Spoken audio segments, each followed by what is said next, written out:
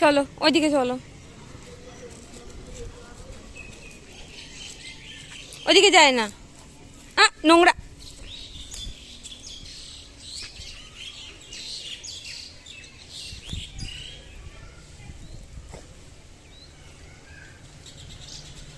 চলে এসো, গলায় টান লাগবে, চলে এসো। ছি ছি, ওর মধ্যে ধুলো ইয়ে করে না। কতবার যে শি হচ্ছে। হ্যাঁ ঠিক আছে, না না চলো। হ্যাঁ গুন্ডা,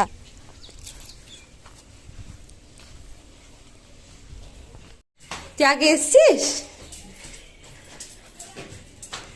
মগো? তুই বৌদির বাড়ি আগে এসছিস নাকি? চলো দিয়ে এইখানে আছে বৌদি, আর এই ঘরে আছে। ওই দেখ, ওই দেখ।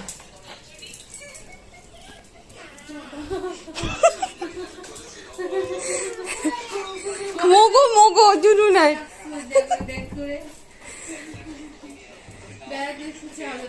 মগো আগে এসছে তো, ওই জন্যই চেনে।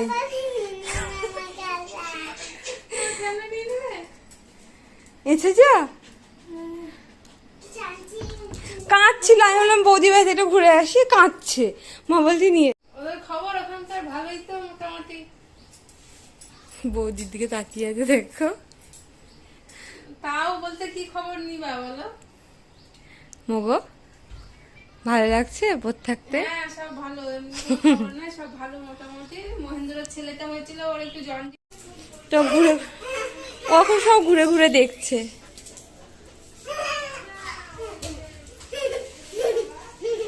দেখলা? দেখেছো?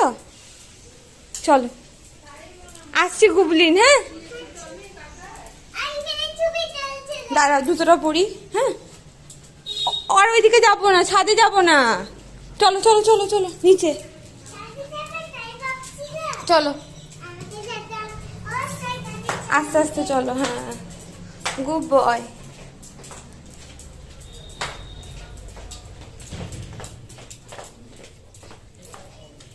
চলো চলো চলো চলো। আজকে অনেক দিন বাদে মগোকে নিয়ে একটু বাইরে বেরোলাম। আগে মা প্রায় দিনই বেরোতো, কিন্তু এখন ওই জুনু বড় হওয়ার পরে না মগোকে আর বাইরে বের করা হয় না। কারণ ওই জুনুর সঙ্গে মগোর বনে না, তোমরা তো সবাই জানো।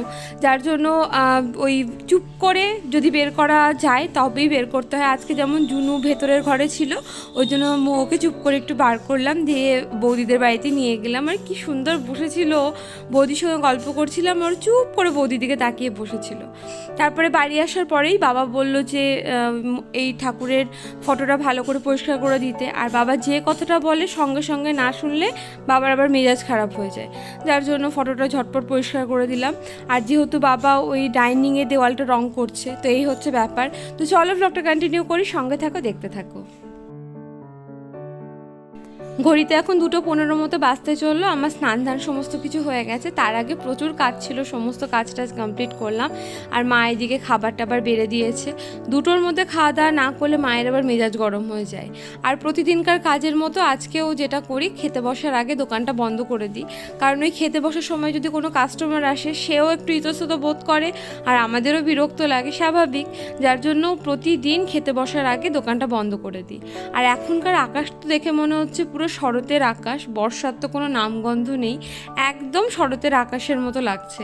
মনে হয় এবার পুজোর আগে ভালোই বৃষ্টি দেবে, তো এখনই মানে রোদে টোদে দিয়ে দেওয়া ভালো আর কি। তো যাই হোক, দোকান এখানে বন্ধ করে দিলাম, এবার সবাই মিলে খেতে বসবো। তো চলো কী কী রান্না করেছে মা আজকে তোমাদেরকে একটু দেখিয়ে দিই। তবে যতদূর জানি যে আজকে মা সমস্তটা নিরামিষই করেছে। তো চলো আগে দেখি কী কী রান্না করেছে, তারপরে তোমাদেরকে বলছি।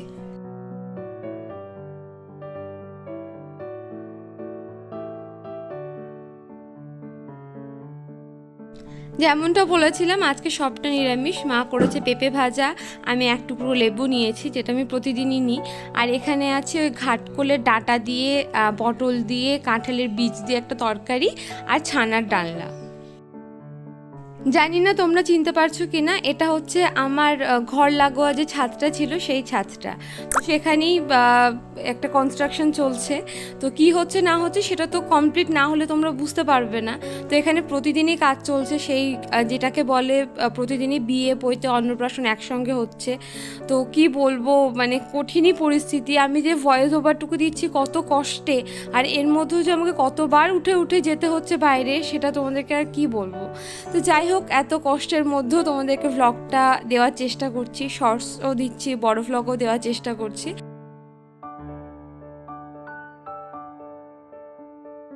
ওই যে এখানে সব কটার একটা দুটো তিনটে চারটে বড় একটা হয়েছে, বাদ বাকি সব ছোট্ট ছোট্ট লাইন হয়ে করে হয়েছে। ওগুলো ফুল ওইখানে মাথাতে দেখলাম। হবেই তো। মায়ের ড্রাগন গাছে ফুল চলে এসছে।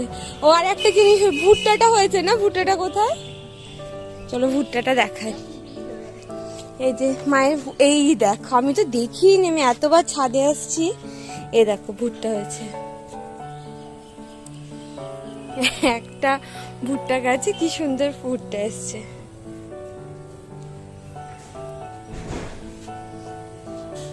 আর এই হচ্ছে আজকের আকাশ, কি সুন্দর লাগছে।